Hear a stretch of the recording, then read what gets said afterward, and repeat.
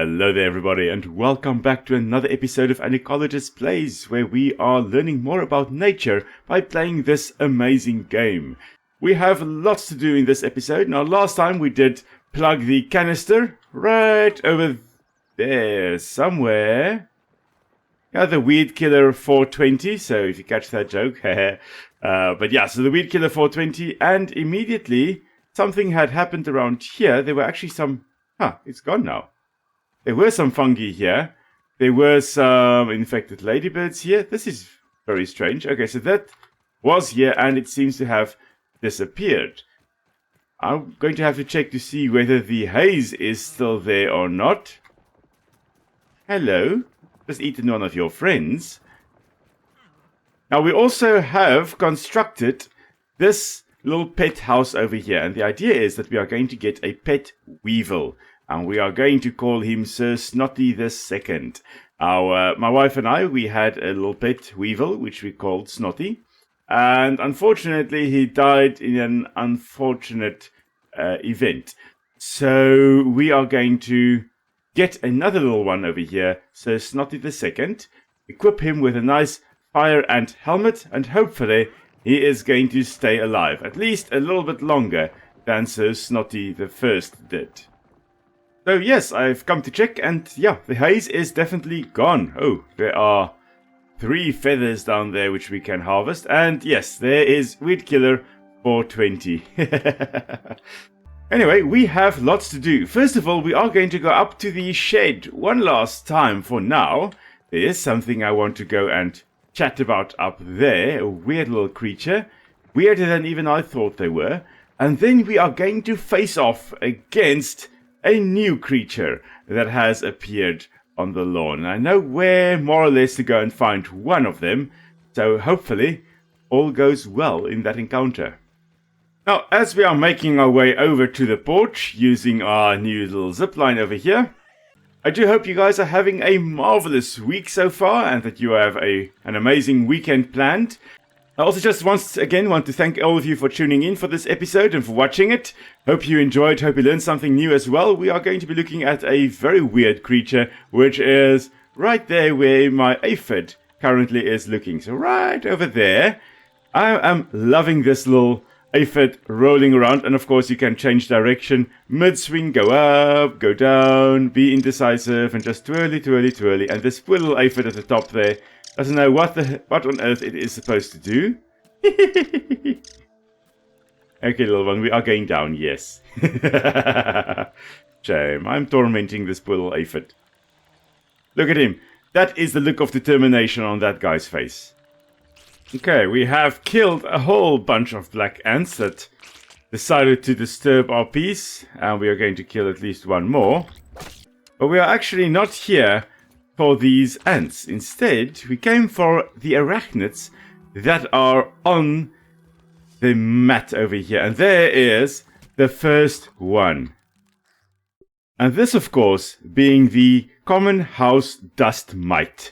So a small little arachnid because 1, 2, 3, 4, 5, 6, 7, 8 legs. So 4 pairs of legs. And then Chelicerae over here, the little jaws in the front here. Now, dust mites are extremely, extremely common. Now, we can't see them. They're around about 0.3 millimeters in size. Tiny, tiny, tiny. And of course, they are extremely important parts of the ecosystem, whether we want them to be or not. Okay, so we are going to be healing ourselves by stabbing the dust mites. Now, something interesting I noticed, not on the first time, not on the second time, not on the third time. I always thought they were throwing dust at us. But you'll notice just before they actually throw that little ball at us, they contract their body. Notice this guy? Whoops! And he is vomiting something out at us. Notice? Twit! What he is doing is he is regurgitating what we call a fecal pellet. Fecal referring to, well, poop. And pellet, a little ball. This isn't, however, true poop. This isn't true feces, but it is called a fecal pellet. Now, that little pellet over there is partially digested food. And it also contains a whole bunch of enzymes that the mite secretes on its food. Now, these dust mites are feeding on things like, I would assume these lint here as well, but what they really are feeding on are dead skin cells called dander. Dander, same stem word of dandruff. This is just dander. Now, dander, we are constantly creating food for dust mites by our skin cells being shed. And that's a natural part of being alive, is you are secreting or, well, getting rid of dead skin cells. As our epithelial cells, our top skin cells, gets replaced, we shed the old ones. No point in us holding on to the old skin cells. Instead, we shed it, and that creates a nice little food source for these guys, for the dust mites. We'll be eating it and digesting it as much as they can, but also vomiting up digestive enzymes onto their little ball, their little bolus of food, leaving it, vomiting it up, letting it digest further, and then ingesting it again. Very similar to what we call coprophagy, which is the eating of poop. Phagoides or phagoidy or something along those lines would refer to eating, and copro is eating of coprophagy is the eating of poop. Copro referring to feces or poop. But these guys are not true poop eating. They are, however, skin eating, and that is why I believe the genus name of these guys is something along Dermatophagoides something something. So derma referring to the dermal layer, the skin layer that is being eaten. Phagoides. So the skin eaters, that's literally what their name means. Somehow a little bit more terrifying than dust mite. Dust mite sounds quite innocent, but you call them a skin eater, and I'm pretty sure everybody will start losing their minds over all the skin eaters crawling around in their beds. And if you think that, but Will, my bed is clean. Even a clean bed can house a massive colony of these dust mites. And I'm sure by now your skin is crawling a little bit because, well, mine is. But one bed can contain between 100,000 and 10 million dust mites on average. Now, whenever someone says on average, though, I am a little bit skeptical because have you seen some people's beds? I'm sure that some people are really making up for the rest of us. So, yeah, there are probably a lot of them in your beds, and they're not drinking your blood.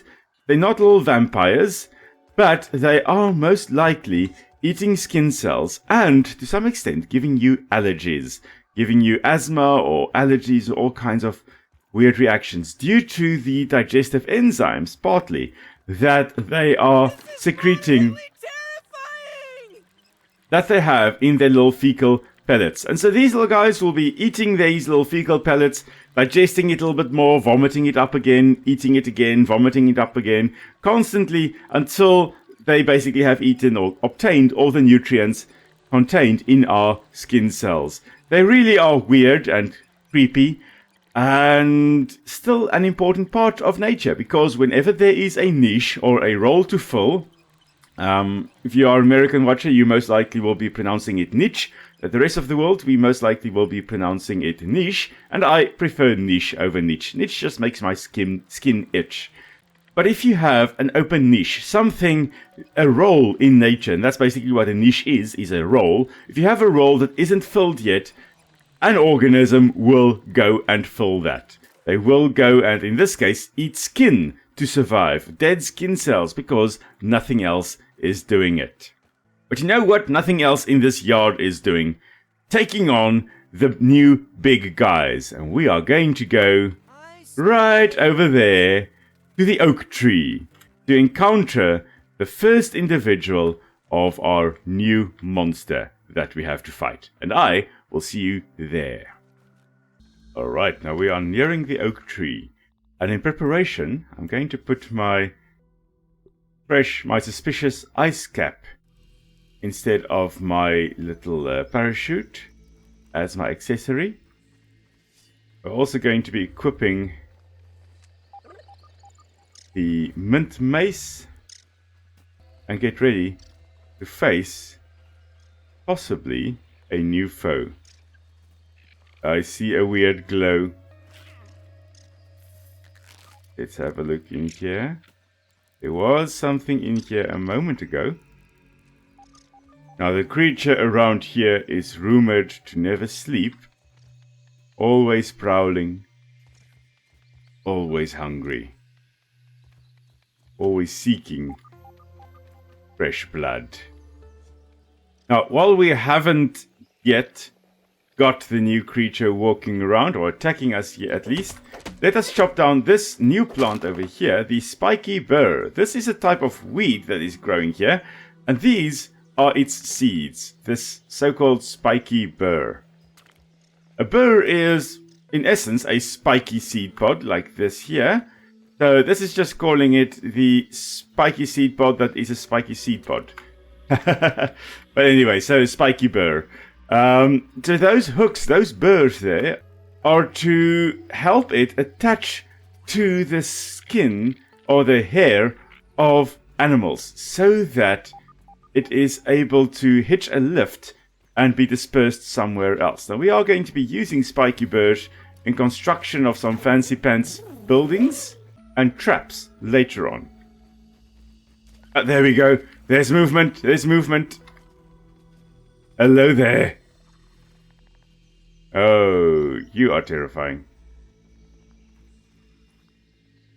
Let me just check. I am armed and semi-dangerous.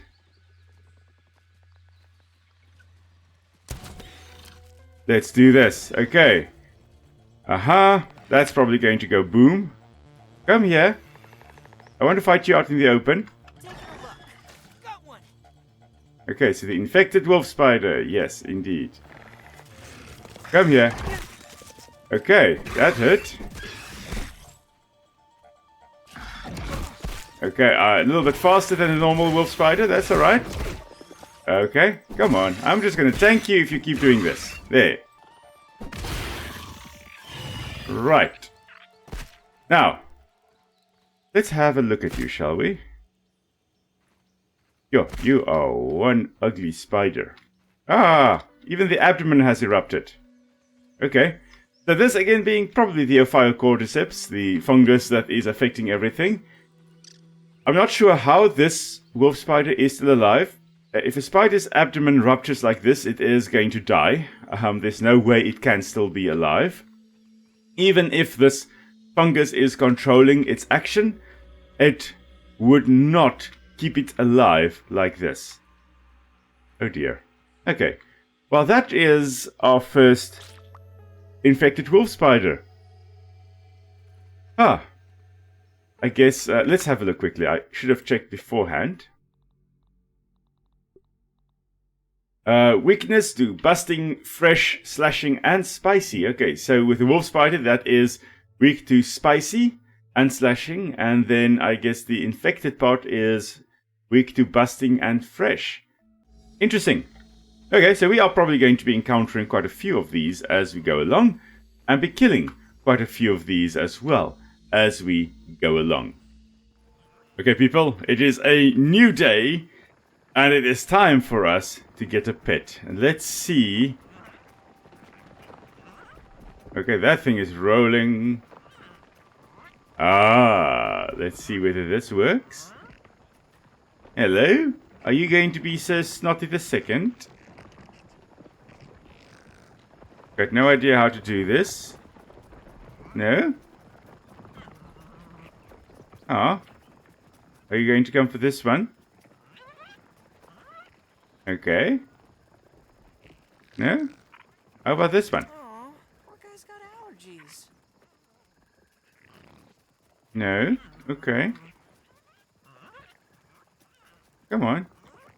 I want you to be my friend. No, don't go in there. Don't go in there. Poor guy's got allergies. No. Why? Ah, there's another one over here. Hello, friend. Come on. Will you be my friend? Please be my friend.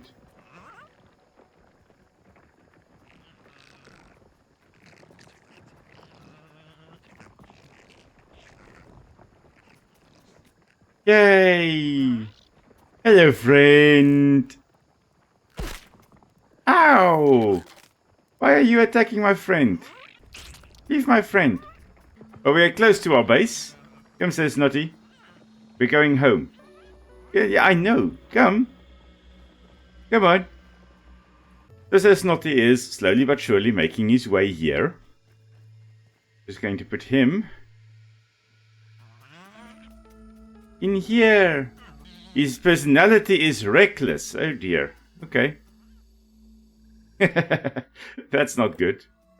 And now he is officially the Snotty the Second. Yeah. Where are you going? So if you, like me, are excited about the fact that we have Sir Snotty as our friend over here, please remember to leave the video a like, and if you haven't yet, please subscribe it. I want to keep old Sir Snotty here safe against the rest of the world, and I can only do it with your support. So please leave a like below, comment what you enjoyed about the video, and until next time, everybody, stay safe. I will see you all soon. Bye-bye!